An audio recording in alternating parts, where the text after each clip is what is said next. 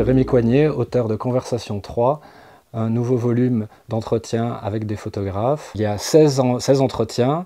Avec les 2 volumes précédents, ça fait une 50aine d'entretiens. J'ai la chance que personne ne m'impose de rencontrer un tel ou un tel. Les rencontres sont guidées vraiment par mes curiosités et les auteurs que j'aime.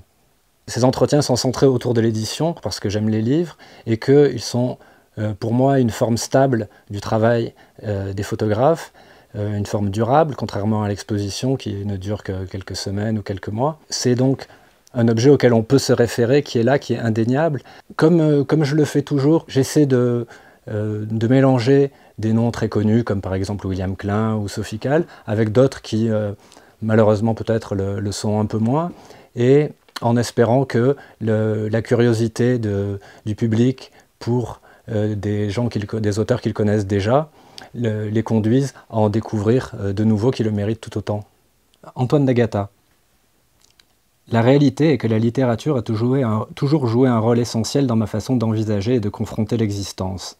Il est tellement dur de vivre, tellement compliqué de s'inventer un destin, que j'ai toujours puisé dans la littérature d'autres possibilités, d'autres stratégies possibles, aussi insensées soient-elles.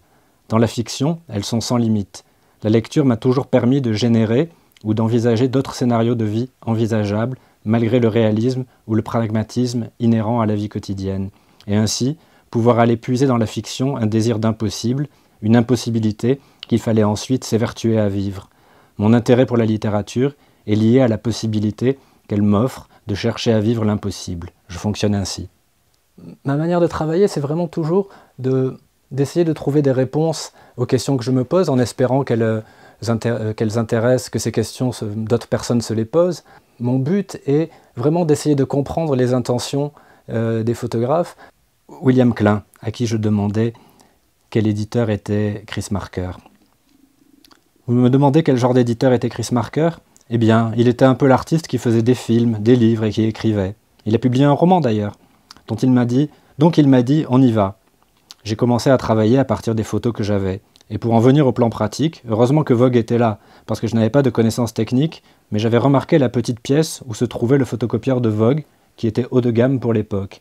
Et ainsi, j'ai pu faire des mises en page comme je le voulais. Le bouquin a été conçu grâce au photocopieur de Vogue. Je me suis rendu compte, après avoir terminé ce volume, que j'avais noirci, par exemple pour l'entretien avec Antoine d'Agata, un bloc-notes entier, avant même de préparer mes questions, juste en prise de notes. Donc c'est extrêmement préparé, mais ensuite, dans l'entretien, les auteurs peuvent m'entraîner là où ils ont envie et j'essaye de suivre.